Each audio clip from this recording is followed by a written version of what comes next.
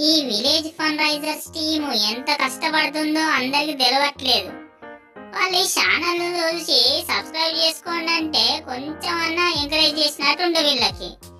జనాలకి ఎట్లా చెప్పాలో ఏమో, వీళ్ళకి ఏం అర్థమవుతుందో ఏమో. జర సబ్స్క్రైబ్ చేసుకోండిరా నాయన బాబు జనాలారా. విలేజ్ ఫండ్ రైజర్స్ ఛానల్ ని జర లైక్ చేయండి, సబ్స్క్రైబ్ చేసుకోండిరా బాబు. ఈ జనాలకి ఎంత చెప్పినా అర్థమవుతుంది. నేను పోతా నేను వెళ్తా. ఏ హ్యాపీ సంక్రాంతి. వీడియో అయితే పెడతాము చూడండి. Okay, thank you.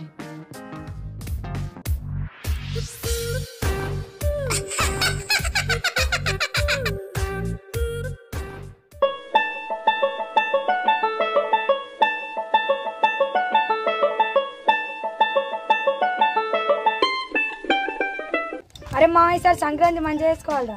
వారు రాలే కదరా? అవునారా మామ, ఫుల్ ఎంజాయ్ చేయాలి. వాడు రాలే కాబట్టి ఏం రా, వాడు వస్తే ఎలాగా? వాడు వస్తే అన్ని వద్దంటారు. అవునరా, వాడు వస్తే అది తినద్దు ఇది తాగద్దు అంటారు. ఏమైనా నచ్చినా తెలియకుండా చేద్దాం రా. చేసుకుందాం లేరా? వాడు ఏం రాలేరా, చేసుకుందాం, ఫుల్ ఎంజాయ్ చేద్దాం. నీకు తెలియదురా, వాడు పాములాగా మెల్లగా వస్తారా. వాడు వస్తే మొత్తం పెద్ద మనుషుల మాటలే మాట్లాడతారా. అన్ని ఎక్కడ మనసోటి పిల్లలకు అవి వర్కౌట్ కావురా. హాయ్ హాయ్ పనున్నా నేను వెళ్తున్నారా? ఈసారి ఏం ప్లానింగ్ చేస్తారా? సంక్రాంతికి ప్లాన్ చేసుకుంటానరా. అరే కానీ వాడు ఎక్కడున్నారా? అరే వాళ్ళ అమ్మమ్మ వాళ్ళ ఇంటికి వెళ్ళి రాడు. వాడంటే ఎవర్రా? వాడొస్తే కూరగాయలు పండ్లు పిండి వంటలు అంటారా. అవునవునరా, కూల్ డ్రింక్ కూడా తాగద్దంటారా. ఏగుబర్లు తిన్నా తగ్గచ్చు అంటారా. వాళ్ళతో పెద్ద తలకాయ నొప్పిరా. అరే అవును కదారా, రియలేరా? అరే వాళ్ళు తెలియకుండా చేస్తారా కానీ మీరు అందరు ఎవరు చెప్పొద్దురా వాళ్ళతో. సరే సరే సరే సరే సరే.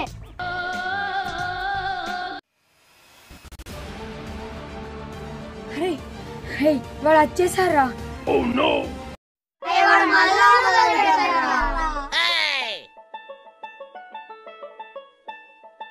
అబ్బో వీళ్ళందరూ ఇక్కడ రేంది. హాయ్ ఫ్రెండ్స్, మీరందరు ఇక్కడనే ఉన్నారా? మీ అందరికి సంక్రాంతి శుభాకాంక్షలు రా. అబ్బా వచ్చిండ్రా పెద్ద మనిషి. Thank you. అప్పటి నుంచి వెళ్ళి మాట్లాడుకున్నది ఈయన గురించేనారా? మీరేదో ప్లాన్ చేసినట్టున్నారా? అరే మా ఇంట్లో అప్పాలు చేస్తున్నా, నేను వెళ్తున్నారా?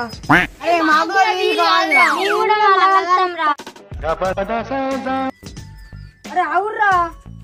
ఆగండి. మీరు అన్ని గట్టిగానే బందోబస్తుతోని ప్లాన్ చేసినట్టు నాకు తెలుసురా.